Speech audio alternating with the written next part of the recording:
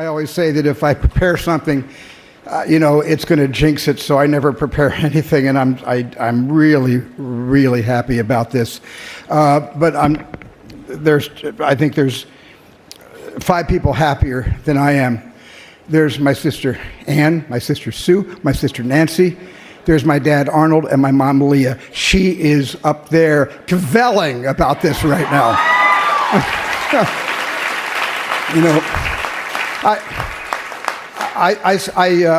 I've been hiding from this story since I was 17 years old. I put a lot of things in my way of this story. I told this story in parts and parcels all through my career. E.T. has a lot to do with this story. The Close Encounters has a lot to do with the story. But I never had the courage to hit this story head on. Mountains represent obstacles, things that look permanent, like it's immovable. Depression can be a mountain. Feels like you'll always struggle with it. A mountain can be people at work that are not for you. They have more seniority. What can you do about it? Or how about a mountain of debt, lack, can't get ahead? It's been in your family for years. This is a new day. That mountain is about to be turned to a molehill. God is about to flatten some things out. John Gray and Aventer Gray are going to be your pastors. And I really believe that John and Aventer have always been anointed. But the anointing that is going to fall on them now that they're senior pastors is going to do amazing damage to the kingdom of God. Amazing damage. Amazing damage. Amazing damage to the kingdom of God. So I'm excited about that. For centuries, great minds have sought the solution of that baffling problem: how did the world begin? Here's one answer. The world, or rather the globe, begins with strips of paper pasted onto a round of solid wood. Globe making at a famous Willesden, London firm of geographers.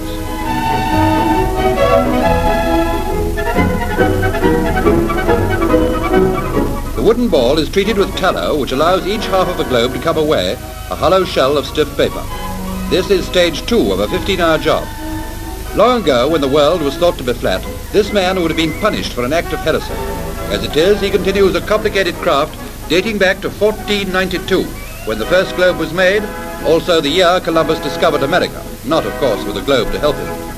My 3D Globe. Build your very own globe and discover the secrets of the Earth. Add animals and landmarks to your globe and learn all about your planet with a fun, fact-filled magazine. Every week, follow step-by-step instructions to build your wonderful world in 3D. My 3D Globe. Issue 1 with Eiffel Tower figurine and first model parts 99p.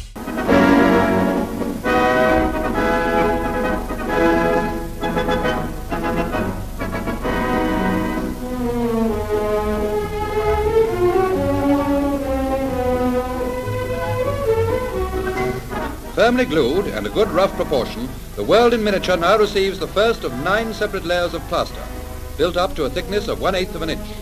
Moulding takes about 6 hours. A fine, smooth surface is imparted by a template. You can't have mountains where nature never put them.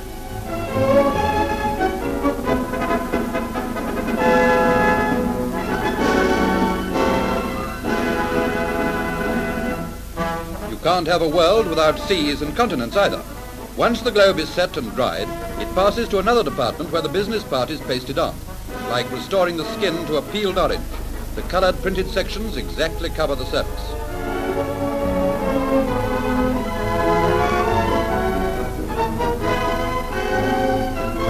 NASA's Rob Simon made this, and it had wide appeal too. For example, it ended up as the default background on the iPhone. I didn't even know until I bought an iPhone.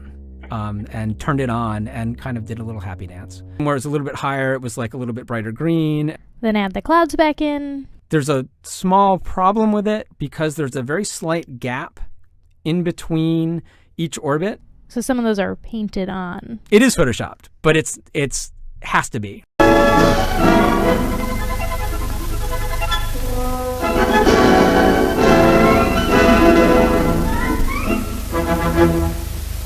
Here, a fraction of an inch out may put you 1,000 miles on the wrong side of geographical truth.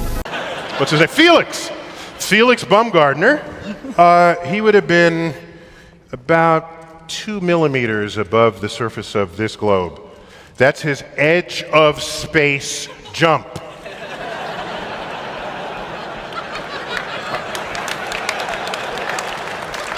Now, you know, I don't, it's fine. He wants to, I don't have a problem if he does it, but the honesty of it would greatly diminish what I think people thought he was actually doing. And not only that, they made sure to photograph him standing there with a really wide-angle lens, which curves horizontal lines. Right. So in the photo, you see this curvature of Earth's surface, and he said, wow, he's in space, look at that. No, he's not. At that height, you don't see the curvature of the Earth if you are 2 millimeters above this beach ball. You just don't. That stuff is flat. And then I showed examples of wide-angle lenses curving horizontal. I tweeted that. You did. But I don't want to be a spoiled, you know, curmudgeon or anything. I just wanted to put,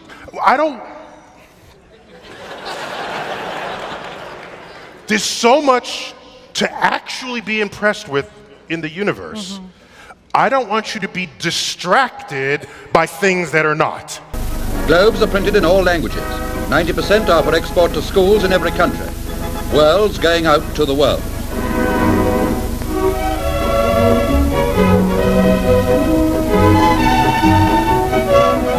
Final process is a coat of varnish applied by spray gun.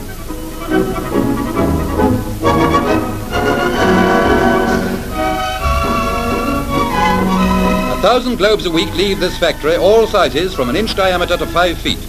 Lucky the globe maker in his job. While the rest of mankind does its best to blow it up, he's always building a new world. Report from Mattel Astro Space Center.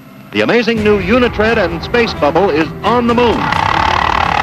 Unitread shifts gears automatically to climb uphill. They're falling. The Space Bubble is spinning to keep the astronaut level. Mason in control now. It looks like a lunar dust storm. Unitread is going through it. Davis is A-OK in the Space Bubble. And here's Callisto. He has converted Unitread into a lunar sled, pushing Jeff Long's Space Bubble and hauling equipment on the Unitread cargo carrier.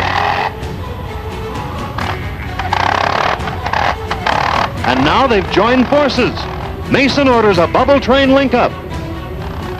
And there they go, heading back toward Tranquility Base. Stay tuned for further reports as they develop. At your local Mattel Astro Space Center, all systems are go.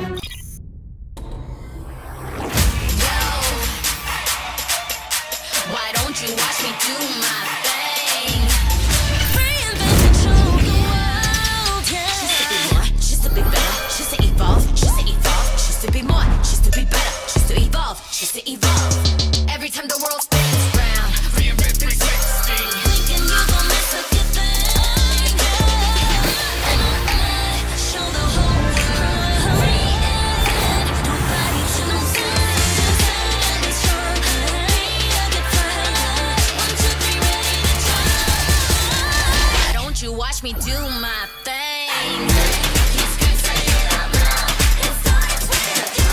Take it to the next level with Globe's fiber, LTE advanced, and 5G mobile connection. Now you have the power to reinvent your world. Globe.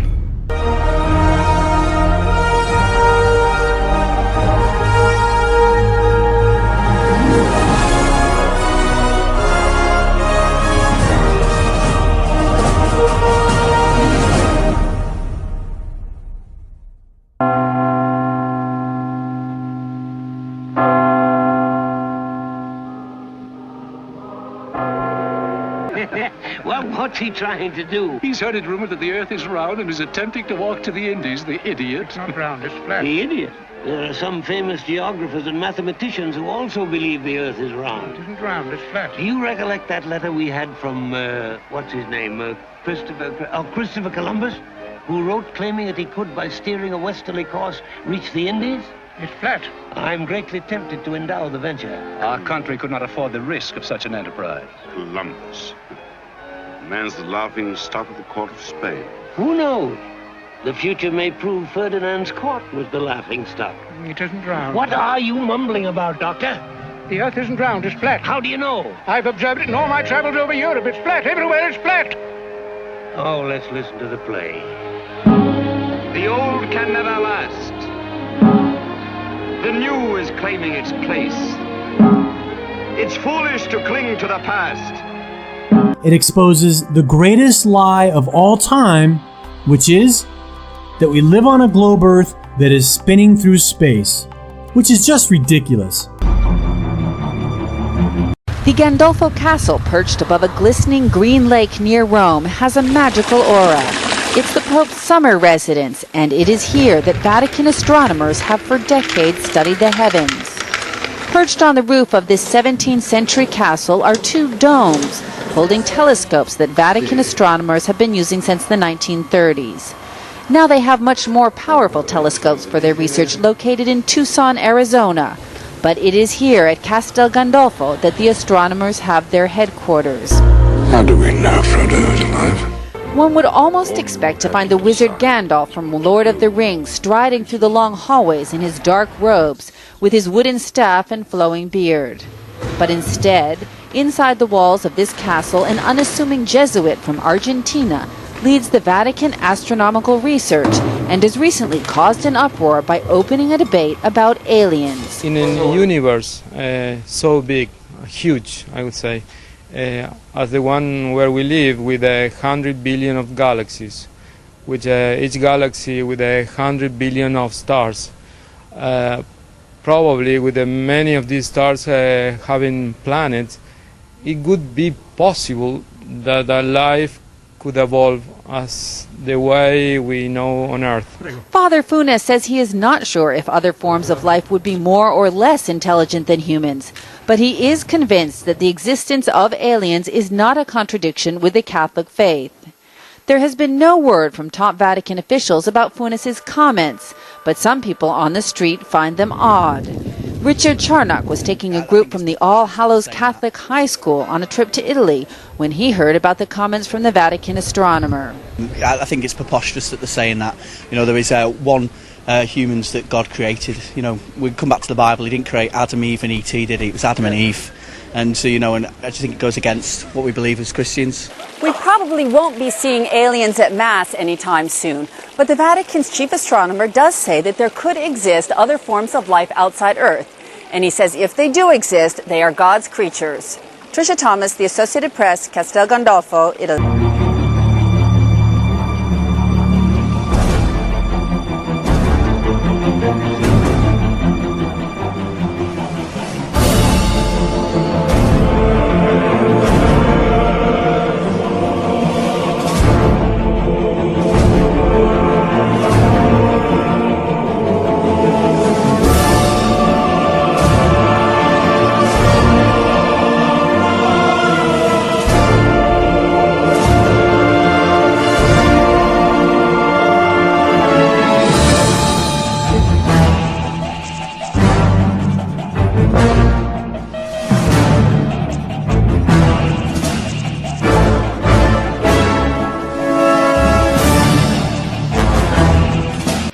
Sua Santità, buongiorno, benvenuto sulla Stazione Spaziale Internazionale tra di noi, tra l'equipaggio della spedizione 52 e 53. Buongiorno, buonasera, perché quando sei nello spazio mai si sa.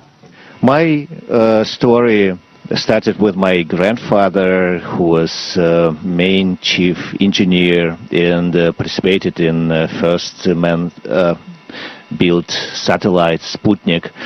And for me, it's a great honor to continue what he was doing to fulfill his dreams. As we see that the peace and serenity of our planet as it goes around at 10 kilometers a second, and there's no borders, there is no conflict, it's just peaceful. E lei è andato proprio a guardare con gli occhi di Dio.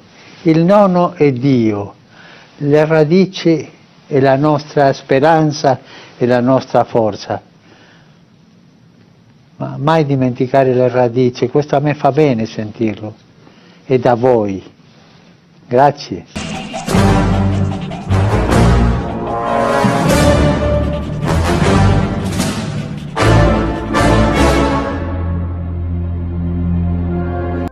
A couple of years ago, I was asked to do a Bible study group. I'm thinking Catholics don't do Bible studies, you know.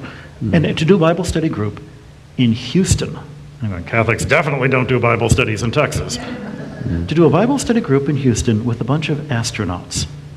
Astronauts, oh, I could do that, yeah. So I wound up at a dinner evening of about 12 couples, all of them astronauts and spouses. One of the guys, half of them are Catholic as it turns out, so much for Catholics not doing Bible studies. One of the guys came up to me and said, you know, I just want to let you know, I believe in the absolute truth that creation was made in the 6 days just as described in the book of Genesis. And that's my religion. I just want to let you know that ahead of time. And I'm thinking, you know, have you actually read Genesis? Where it says the world is flat and it's covered with a dome and there's water above and below the dome, you know. Where does the shuttle go? How come you don't get wet? All right. I think I'll have some water in this painting today. I love water. It's easy to paint. And we'll use that same old phthalo blue. Just add a little more onto the brush. Now, still water is always level. And I think today, let's have still water. So pull from the outside to in, like so. That's all there is to it. Now, still water is always level. Now, still water is always level. Although we weren't able to shatter that highest, hardest glass ceiling this time, thanks to you, it's got about 18 million cracks in it. Well, the world's tallest cylindrical aquarium in the centre of Berlin has exploded, spilling 1,500 fish onto the lobby of a hotel and the street outside. Tonight, plenty of questions about how it could have happened. Destruction left by a tsunami in the centre of landlocked Berlin. 1 million litres of water and the main attraction at the Radisson Blu Hotel in the German capital.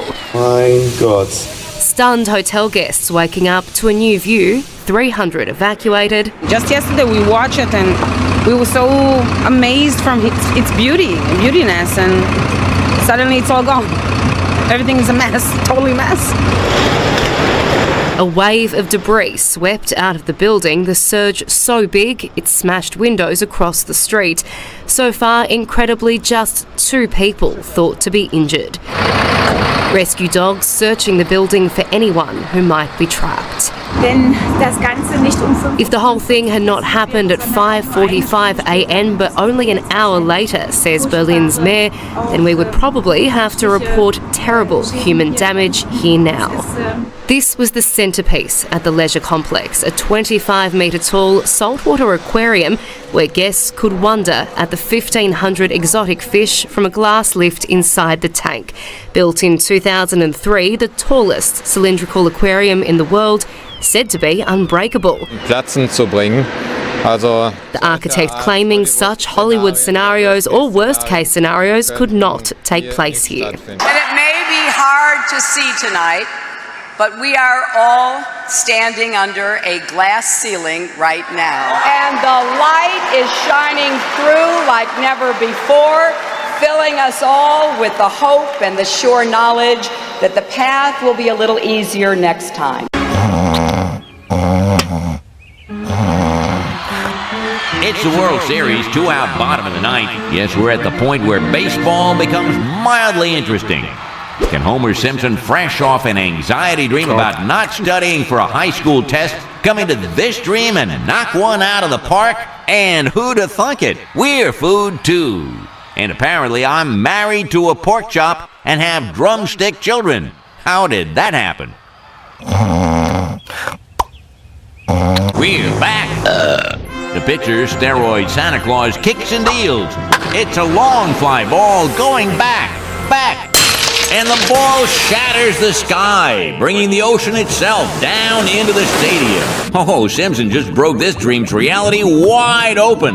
Groundskeepers are trying to put on the tarp, but it turned into a manta ray and stung them all.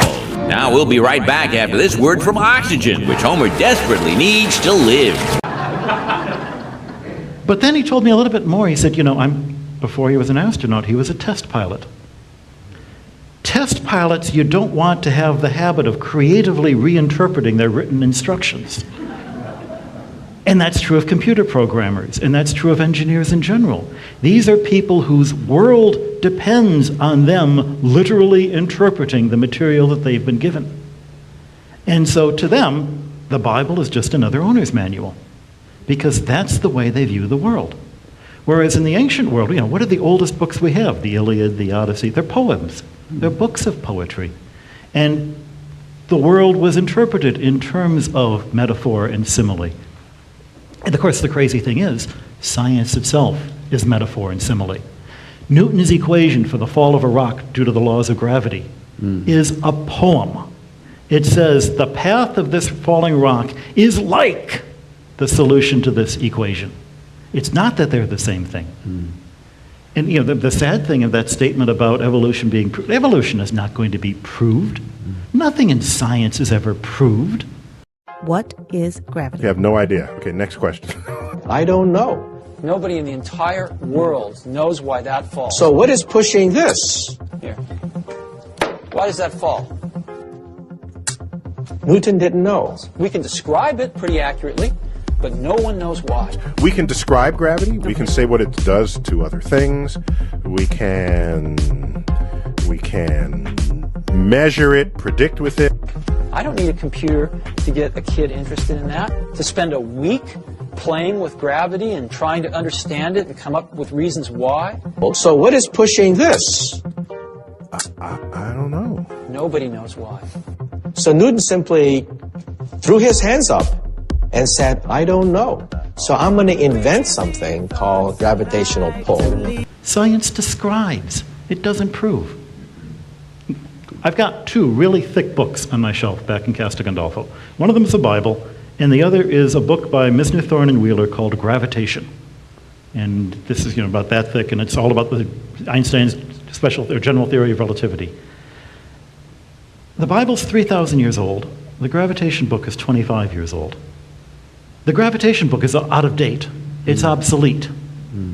Science books go obsolete. They're supposed to. 1,000 years from now, our science, our understanding of evolution, our understanding of the solar system, our understanding of the Big Bang is going to be completely different than what it is now. I hope. Are you saying, though, that then the problem is that on one level, science is dominated by these kind of fundamentalist techies who can't read a text other than in a fundamentalist way? There is an element of that. I wouldn't say it's dominated by it. Yeah. Because the funny thing is most religious people are not arch creationist fundamentalists. Most evangelicals are not. But those are the ones you see on TV. This is Johnny Cerrucci with another Mig-Mag special report. For 1,000 years, from roughly 500 AD to 1500 AD, the civilized world was controlled by Rome. But not military Rome, religious Rome. The Roman Empire had mutated from a military power into a religious one, co-opting the beliefs of Christianity and mixing them with ancient Egyptian, Greco, and Babylonian paganism. Christian doctrine that came directly from Jesus Christ and was transcribed in the Bible stated that each individual had the liberty and independence to govern their own salvation by cultivating a personal relationship with Jesus Christ. The new religious Roman Empire insinuated herself in between Christ and the believer and said if you wanted to have your soul saved, you had to rely on the priests, bishops, and cardinals of Rome. This was the worst kind of slavery because it was a slavery of disinformation. Now and again, sincere Bible-believing Christians like the Waldensians of the Alps, the Albigensians, Jerome of Prague, John Wycliffe and his Lollards, Jan Hus of Bohemia, would rebel against this Roman rule and show Christians that Vatican doctrines claiming that you needed Rome to ensure your salvation were contradicted by the Bible. As a result, the papacy strictly forbade Bibles to be placed into the hands of the common person and only allowed Jerome's Latin Vulgate to be handled by clergy. Men like John Wycliffe painstakingly translated the Vulgate into the language of the people. For Wycliffe, it was English.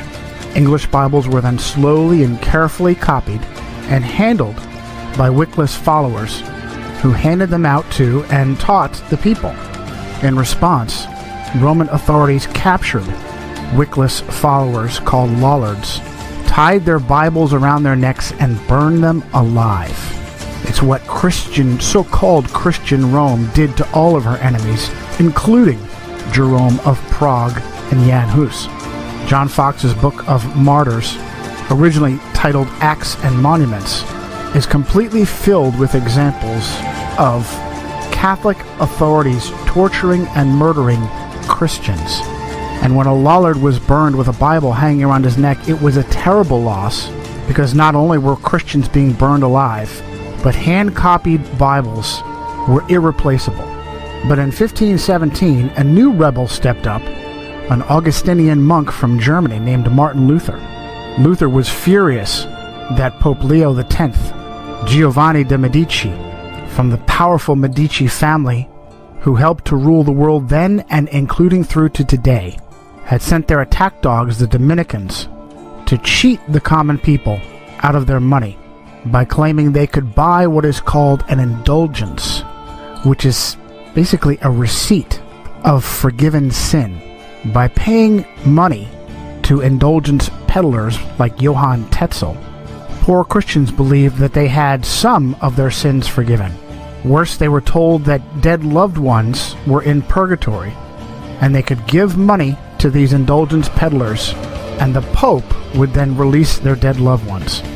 Luther wrote 95 short paragraphs or theses, and on November 1st of 1517, All Saints' Day, posted them to the doors of All Saints Cathedral in Wittenberg.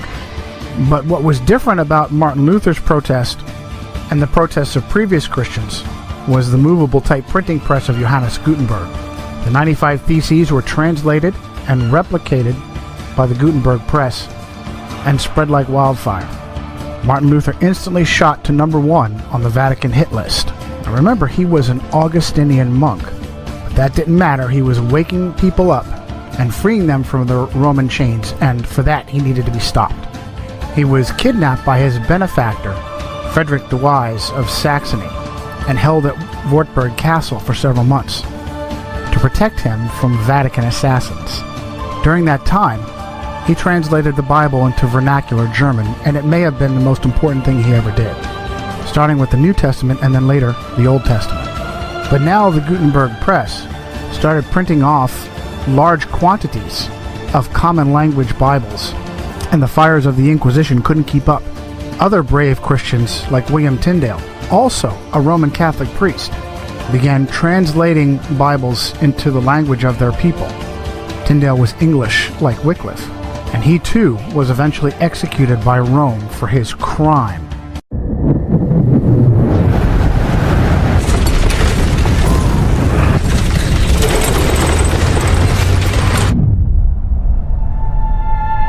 When a man reaches the edge, after he goes as far as any man can possibly go. Now, one thing I really want your generation to embrace is that the earth is a closed system. We cannot leave the earth. There's no place to go. Personally, I think the unconquered south face is the only one worth scaling. It's a 20,000-foot sheer wall of ice, but that's never stopped me before.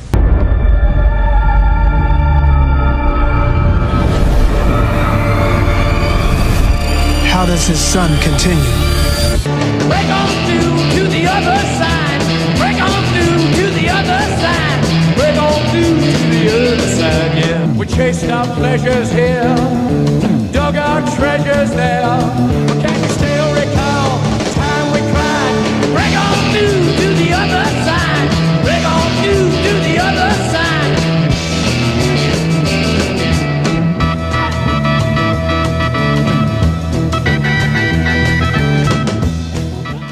But now Rome had a problem. There were too many Bibles and Bible translators to be kept in check by burning them all. A new tactic was born, a tactic that English Cardinal Thomas Wolsey called learning against learning. And that tactic was to discredit the Bible in order to force people to return to accepting Rome as the ultimate authority over their body and soul. In this tactic of learning against learning, Rome would literally rewrite reality and weave a false reality matrix that we now all swim in to this day. For thousands of years, mankind understood the earth to be flat and stationary. Only rarely did men like Pythagoras attempt to claim otherwise. And it's interesting to note that many Freemasons consider Pythagoras to be one of the first of their craft. But now rewriting our reality as a tactic to discredit the Bible became a top priority in the face of Martin Luther's 1517 Reformation, Protestant Reformation. The Catholic response would be the Counter-Reformation, and it would be spearheaded by a Spanish Templar knight named Ignatius of Loyola and his followers, whom we call today the Jesuits. Simply put, this country and this world benefit from your commitment to Jesuit principles, to being men. As a graduate of another great Jesuit institution, Xavier University, I have great affection for the value and purpose of a Jesuit education. Their first opportunity came from the Vatican's mathematician, a Polish priest named Nicholas Copernicus. Copernicus gave birth to the modern heliocentric model of the universe with his work De Revolutionibus Orbium Celestium, on the revolutions of the heavenly spheres. Copernicus knew he was weaving a matrix of lies and wanted to hold publication of De Revolutionibus until after his death. But powerful Roman Catholic clergy like Tiedemann Gies, Bishop of Culm, and the papal secretary himself, Johann Wiedmanstadt, forced him to publish in 1543. The facts that Catholic clergy forced Copernicus to publish, or that Copernicus was the Vatican mathematician, or that he received his doctorate in canon law from Bologna University. Canon law are the precepts by which Rome governed nations. Adam Weishaupt was a doctor in canon law. Or that he was a Roman Catholic priest. These have all been swept under the carpet. But Copernicus never married, and even the Catholic Encyclopedia had to note that in 1537, King Sigismund of Poland put Copernicus's name on the list of 4 candidates for the vacant episcopal seat of Ermland, which makes it probable that at least in later life he had entered the priesthood. Also swept under the carpet has been the timing of the publication of De Revolutionibus, right on the heels of Martin Luther's Protestant Reformation. And if that's not clear enough for you, how about this? A Vatican agent named Georg Joachim Redicus, who was originally born Georg de Porus, had insinuated himself into the Luther Reformation and was in Wittenberg when he left to become a close student of Copernicus. Sources like Wikipedia claim that Redicus was sent from reformer Philip Melanchthon, a dear friend of Martin Luther, but it is absolutely Roman Catholic disinformation. In the Table Talk of Martin Luther, the great reformer is quoted as having said, "There is talk of a new astrologer who wants to prove that the earth moves and goes round instead of the sky, the sun, the moon, just as if somebody were moving in a carriage or a ship might hold that he was sitting still and at rest while the earth and the trees walked and moved. But that is how things are nowadays. When a man wishes to be clever, he must needs invent something special, and the way he does it, he must needs be the best. The fool wants to turn the whole art of astronomy upside down. However, as Holy Scripture tells us, so did Joshua bid the sun to stand still, and not the earth." Now, beyond NASA and ESA, the Roman Catholic Church is also interested in what lies beyond our universe. Indeed, the Vatican has its own observatory in Rome, but Jesuit astronomers are also looking to the heavens in Mount Graham, Arizona. There lies 3 very powerful telescopes. The Vatican's astronomical institution dates back to at least 1891, and it's already given us breakthroughs, like the first photographic proof of the green flash at sunset. Well, to speak more about the Vatican's space activity, I'm joined by the head of the Vatican Observatory, Brother Consul Magno. Thank you very much indeed for joining us. It's a delight to be here. So what exactly are Jesuit astronomers looking for, and does the Catholic Church actually believe or is even open to the idea of the existence of extraterrestrial intelligence? Well, fortunately, extraterrestrial intelligence will exist or not exist, whether I believe in it or not. We are simply astronomers doing the same astronomy as anyone else, with the difference that we can do long-term projects because we don't have to face year-to-year funding. But we don't have a particular mission. We don't have a particular goal we're trying to reach. We are a dozen astronomers from around the world, and every one of us is doing our own particular research project, whether it's the mathematics of cosmology or trying to understand dust that comes off of comets and hits our atmosphere as meteors. Now, does the existence of alien life contradict in any way Catholic dogma? I mean, do you understand that this could come as a shock to worshippers as it affects the claim in a way that men are special in the cosmos? Funny thing about that, first of all, it's not going to be such a shock because I think most of us have watched enough science fiction that we're used to the idea we're not alone. There was a survey done by the Center for Theology and the Natural Sciences that showed that 90% of every religion they interviewed said finding other intelligences would not be a shock to them. I think the bigger shock really was back when they discovered human beings living in the Americas. And we've gone through that. We're ready to accept that any creature in the universe that was created by the same God who created us, is in the same kind of relationship as the rest of us. Now, has the Catholic Church always been interested in space? And is it true that certain medieval Catholic art pieces, for instance, portray things like UFOs? I'm referring, for instance, to the Madonna with Saint Giovannino or the Annunciation with Saint Emilius.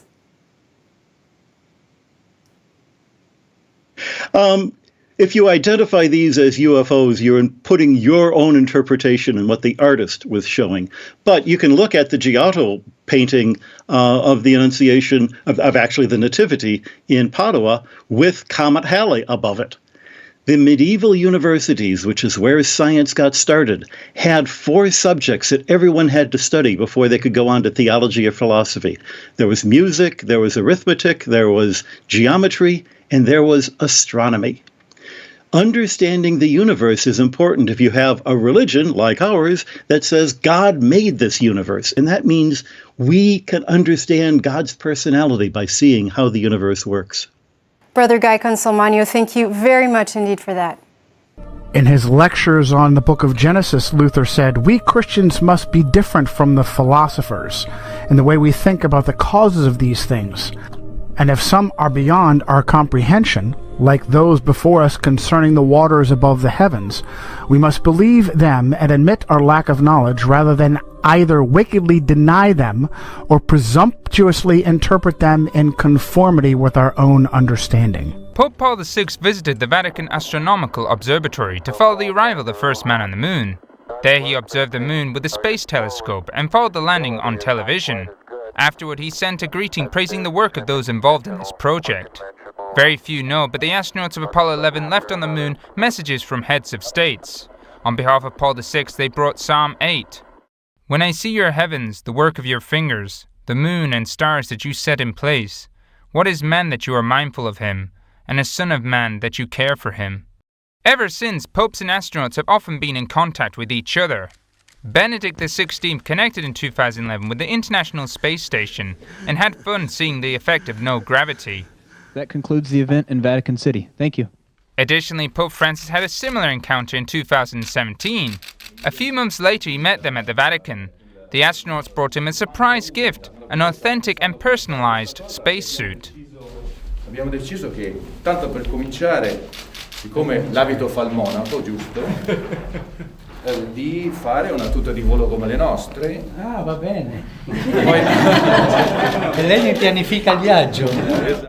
It is a story that all began one night in Castel Gandolfo, when the Pope wanted to watch the arrival of the first man on the moon. Check and verify TV circuit breaker in.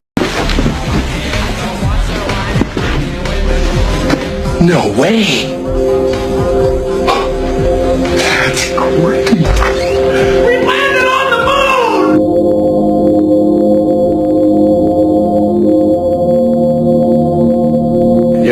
And they just start making stuff up. Yeah. Like that Neil Armstrong guy. Have you seen him on the talk shows? Neil Armstrong, you mean the first man to walk on the moon? Talk about a fish story. Man, and they're buying it. And they're buying it.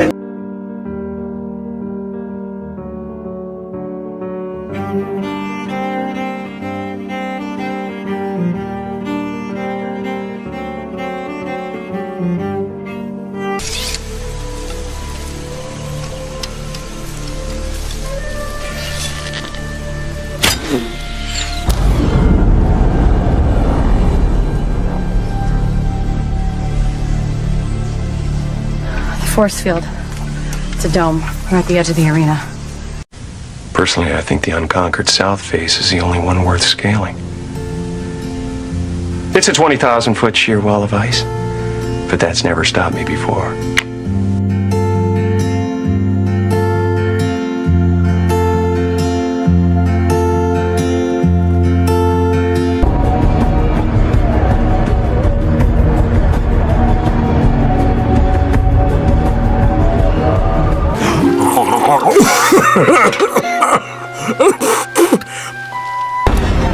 Though I walk through the valley of the shadow of death, I will want to fear walk no- a little faster through that valley there?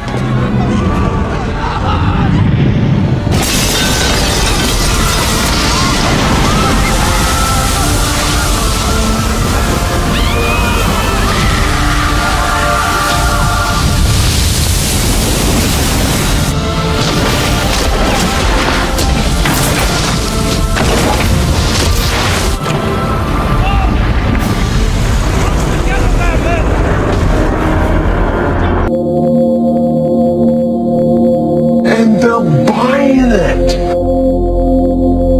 Talk about a fish story. And they're buying it. And they're buying it.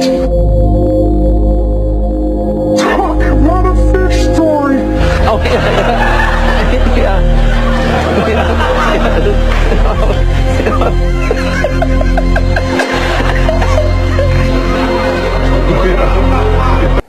Now still water is always level. Now still water is always level. The great reformer Jean Calvin, also known as John Calvin, called Copernicus a dreamer who has a spirit of bitterness and contradiction, reprove everything and prevent the order of nature.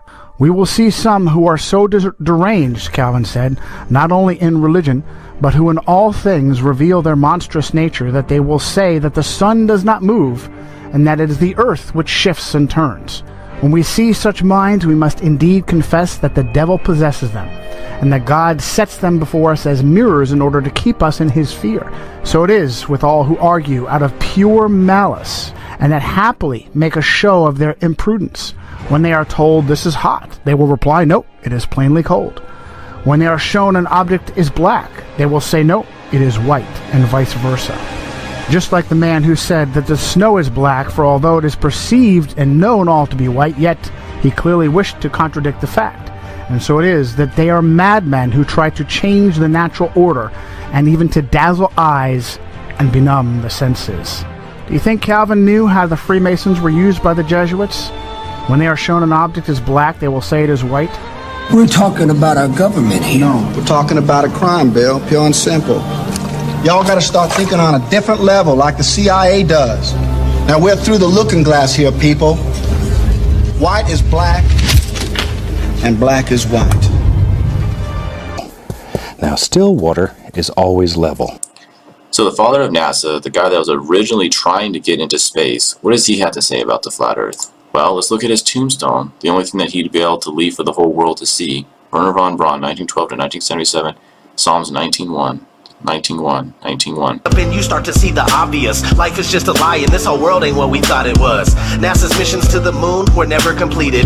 They just filmed them in a room and people believe it. I used to wonder what it's like to be an astronaut. Now when I see them acting, I can't help but to laugh a lot. They give us cartoons and they claim that we live on a ball, but it's flat and it's not moving or spinning at all. Why you lying to us, man? That's something that we want to know. After that, you're gonna have to pack up all your stuff and go.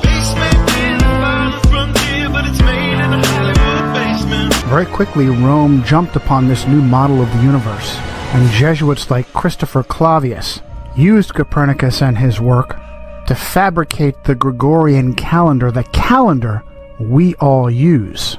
Rightly did the prophet Daniel say in chapter 7, verse 23, that during his vision, a being standing near him said, "The fourth beast shall be a fourth kingdom on the earth, which shall be different from all other kingdoms, and shall devour the whole earth, trample it, and break it into pieces. The 10 horns are 10 kings who shall rise from this kingdom, and another shall rise after them.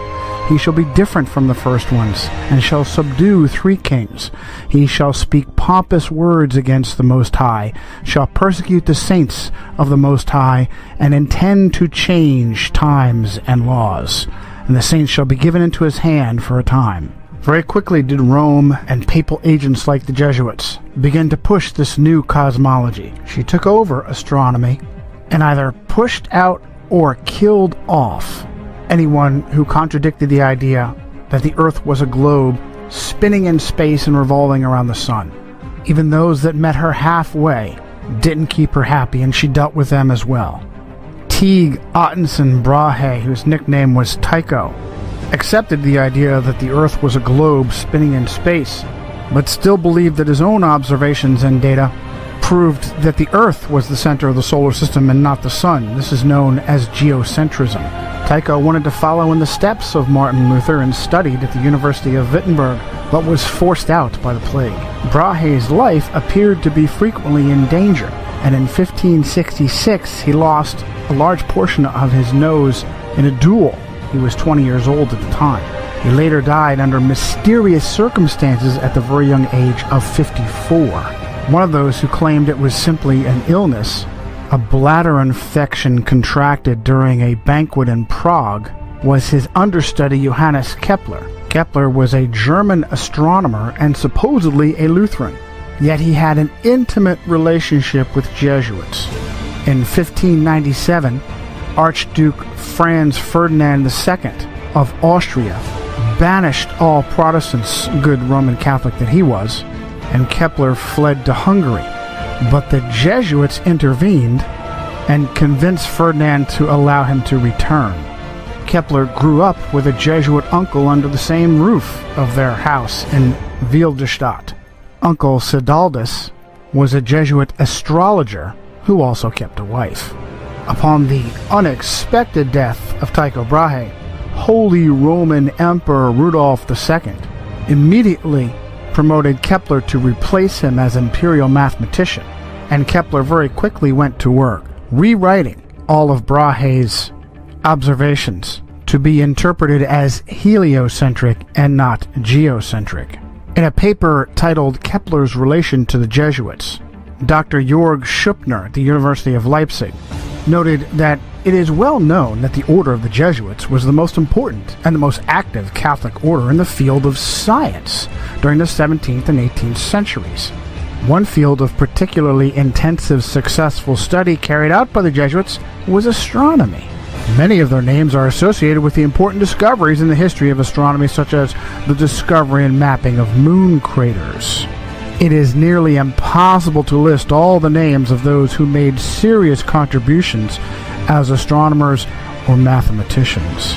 One aspect of the considerable role the Jesuits played in the history of astronomy was their support of Johannes Kepler.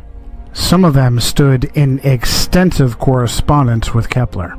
Now, it was obvious to protesters like Luther and Calvin that something fishy was going on in Rome, and the papacy needed plausible deniability while she rewrote our reality. That propaganda was presented by Italian astronomer and mathematician Galileo Galilei, and it's absolutely fascinating what user-edited Wikipedia says. In the entry for Galileo Galilei, under the subtitle Galileo, Kepler, and Theories of Tides, Cardinal Bellarmine had written in 1615 that the Copernican system could not be defended without, quote, a true physical demonstration that the sun does not circle the earth, but the earth circles the sun. Galileo considered his theory of the tides to provide that required proof of the motion of the earth. Now, there's no link on the name Cardinal Bellarmine, which is unusual for Wikipedia. Maybe that's because Cardinal Bellarmine was Robert Bellarmine of the Society of Jesus, one of the most powerful Jesuits of his time, who was canonized as saint in 1930 and named a doctor of the church. What's more, it is ludicrous to imagine that the Earth's supposed large mass doesn't pull the moon and crash into it, and instead the magical force of gravity holds it stationary. Even more ridiculous is the idea that the moon affects tides by pulling on the water. Again, the magical, mystical force of gravity is blamed. South African author Thomas Winship wrote in 1899 his book Zetetic Cosmogony. If the moon lifted up the water, it is evident that near the land the water would be drawn away and low instead of high tide caused. Again, the velocity and path of the moon are uniform, and it follows that if she exerted any influence on the earth, that influence could only be a uniform influence. But the tides are not uniform. And Winship uses examples from South Africa. At Port Natal, the rise and fall is about 6 feet, while at Beira, about 600 miles up the coast, the rise and fall is 26 feet. This effectually settles the matter that the moon has no influence on the tides. But Protestant reformers were on to Rome. She knew she needed a smokescreen, and she provided it. Suddenly, history was rewritten, and rather than pushing with her own agents, like Copernicus, Kepler, Galileo, and others, to rewrite our cosmology, suddenly, the papacy was a defender of the flat earth. Well, just look what they did to poor Galileo. Let's do. Supposedly, Galileo was tried for heresy at the hands of that evil flat earther, Jesuit Robert Bellarmine. He bravely stood by his guns and humiliated the church with a heliocentric spinning ball earth. What happened to Galileo Galilei? Well, for the last few years of his life, he was put under house arrest. Have you read anything about the Inquisition? Do you know what the Inquisition did to people when it truly considered them an enemy? Things like rotating their arms backwards until they were pulled out of their sockets, inventing special instruments that could be jammed into a person's body to rip open their bowels, putting them in a special sarcophagus filled with spikes that would jam into them to the bone. Did you ever hear of Edgar Allan Poe? Are you familiar with his short story, The Pit and the Pendulum? About a swinging, razor-sharp pendulum that lowered across a victim and would take hours to slowly saw that victim in half. Did you know it was based upon the Inquisition? A little-known secret is that the Jesuits now own astronomy. When their missionaries went across the world, across our flat earth, the first thing they did was insinuate themselves in royal courts to become the official astronomer of that kingdom. China is a great example. One of the first Jesuits in China was Matteo Ricci. Ricci and his successors like Adam Schall and Ferdinand Verbiest were all the royal court astronomers and eventually fabricated the calendar for the Chinese emperor. Today, the Jesuits even have their own observatories, both in Italy and in America. They use their puppets in American government to steal Apache holy ground on Mount Graham in Arizona. Are they reaching out extraterrestrially or interdimensionally? They appear to have answered our question with the latest piece of technology on Mount Graham, the Large Binocular Telescope Near-Infrared Utility with Camera and Integral Field Unit for Extragalactic Research, also known as Lucifer.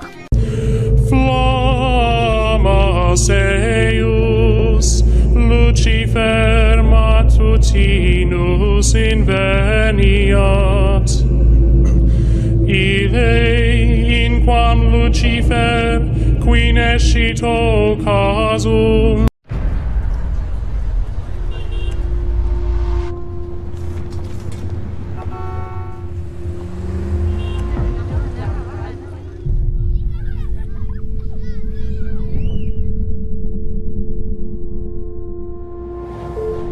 My name is Karelin.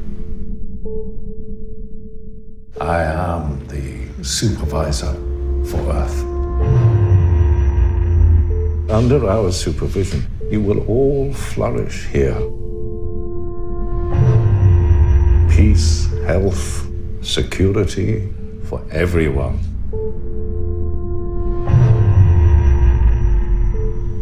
Why are you here? We need a messenger between the overlords and Earth.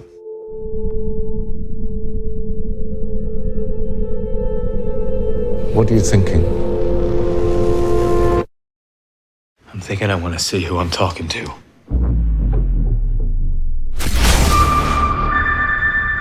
The overlords talked about peace, but this is an invasion. Look at the good here. There is no war, no disease.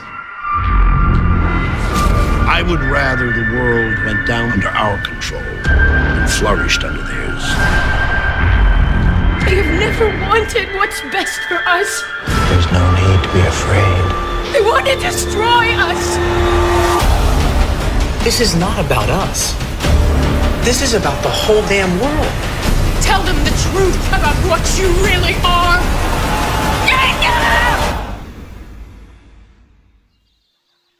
This world will be okay. Won't it? And it's not surprising given the success the Jesuits have had in rewriting our reality. Now, we're supposed to believe that Rome was against the spinning ball Earth heliocentric cosmic accident cosmology of our modern understanding. Yet at every step of the way, Jesuits or Jesuit agents were there to bolster our false reality, hiding whenever possible behind convenient Jews. And for more on that, see our special report, It's the Jews, from Johnny Cerrucci and Migmag.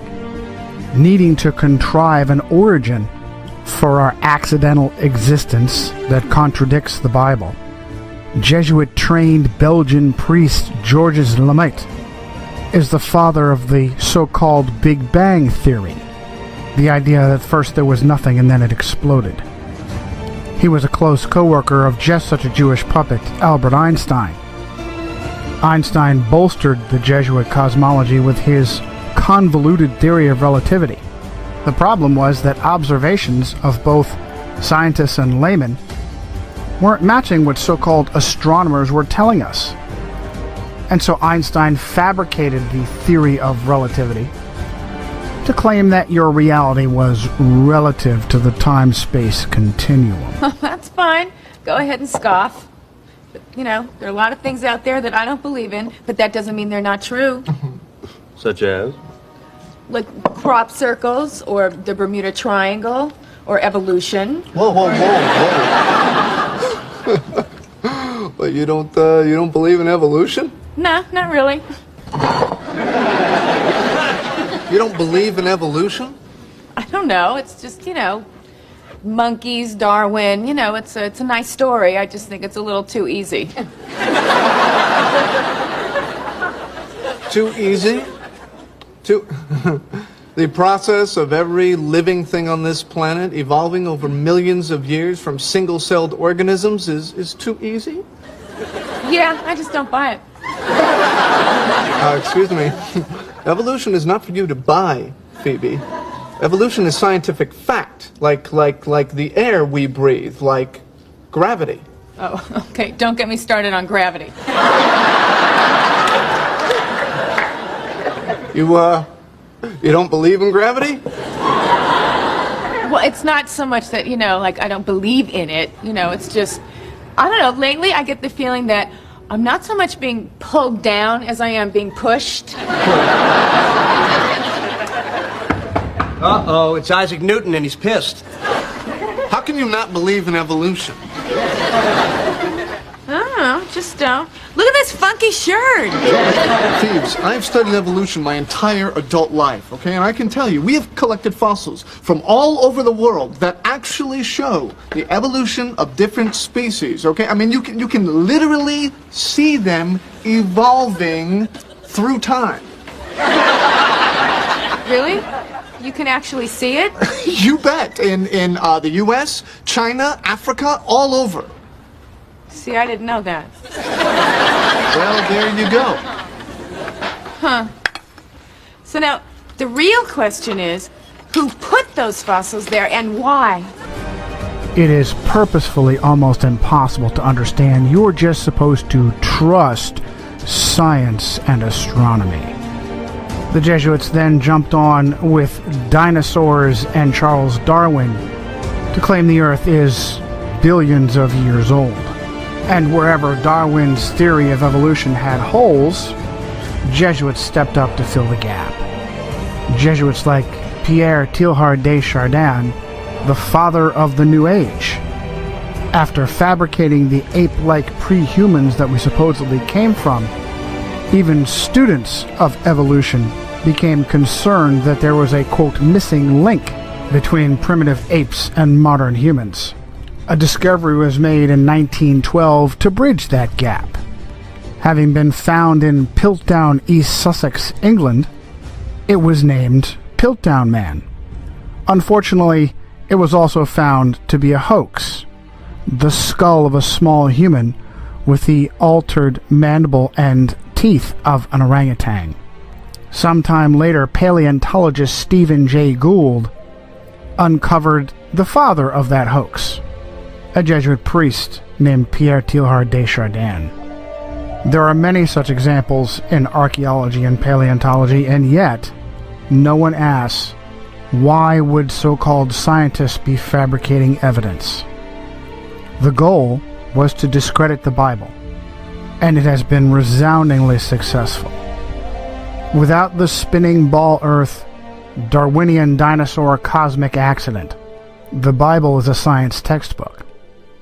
With it, critics laugh and question the Bible, and instead look to human authorities to save their souls, such as the Vicar of Christ himself, who is, for the first time in Roman Catholic history, a Jesuit priest. Is it not a fact that the circumstances this year may be somewhat different? You, as a Roman Catholic, might suffer some difficulty as a candidate for president, as Alfred E. Smith did, but that as vice president you would add a great deal to the ticket. Well, Mr. Wilson, I would be extremely sorry if they said we won't take Kennedy because he's a Catholic, but we want him because he's a Catholic for vice president. If we make the determination, both of those determinations on the grounds of my religion, regardless of any other factors, I would think that the Democratic Party would not deserve to be successful, because you would be giving an office to a candidate who potentially could be the president in either case, and whose only claim under those conditions would be that he happened to go to church on Sunday to the Catholic Church. I must say I would consider that at a most crucial time in the life of this country to be a disastrous way of picking a ticket.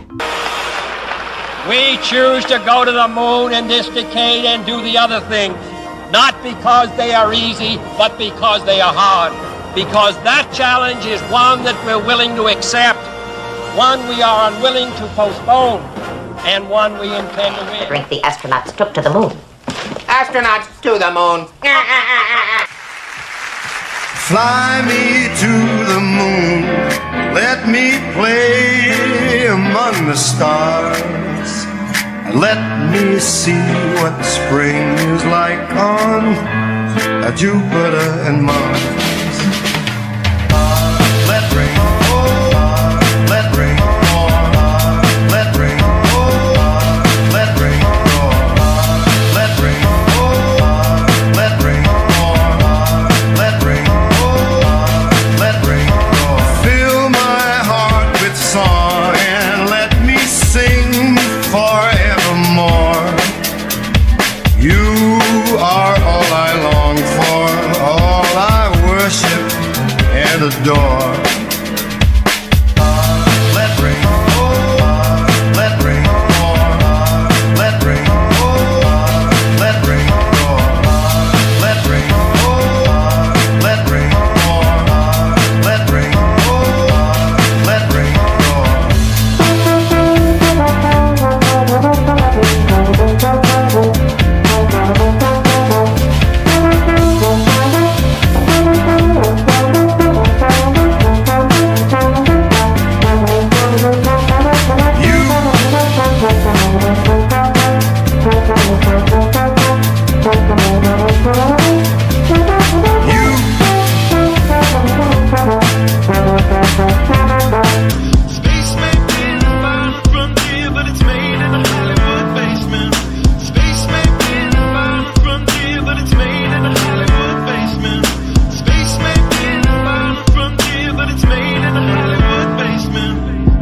His history has been rewritten by winners of wars. The Jesuit order, Khazars, Freemasons, and more. They pulled the veil over our eyes, and it's time to awaken. Through organized indoctrination, our minds have been taken. It's time we take our power back and we rescue our people. The Vatican and the bankers are like Resident Evil. They may have had the greatest plan that was ever concocted, but Illuminati never thought that they'd ever be spotted. They're manufacturing reality all in our heads. They tell us if the earth is flat then we'll fall off the edge, but if it is a spinning ball we won't fall off it then. And gravity is our imaginary magic friend.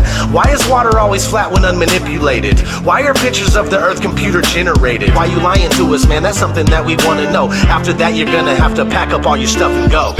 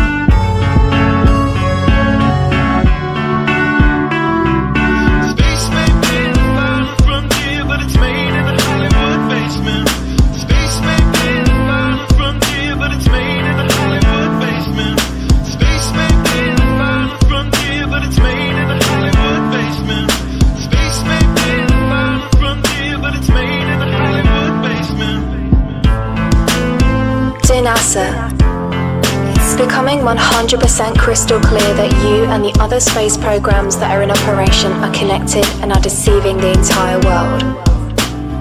More and more people are waking up every single day, and we are now able to see right through you. How amazed were you to see your roadster up there with Starman just cruising along with the Blue Planet, and how long will we be getting live views, do you think, from the car? Well, I think it looks so ridiculous and impossible. And you can tell it's real because it looks so fake, honestly.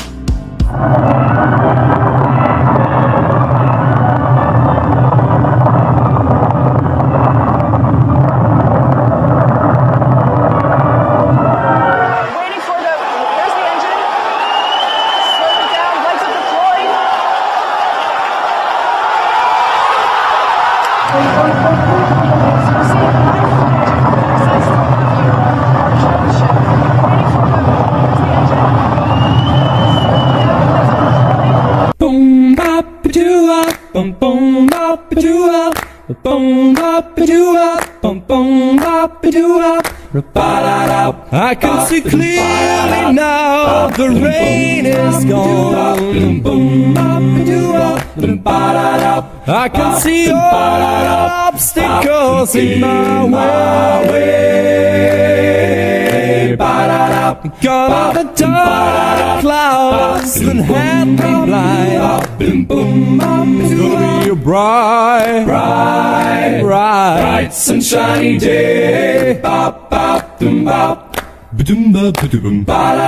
I think I can make it now. The pain is gone. All of the bad feelings have disappeared. Here comes that rain I've been praying for. It's gonna be a bright sunshiny day. It's gonna be a bright sunshiny day.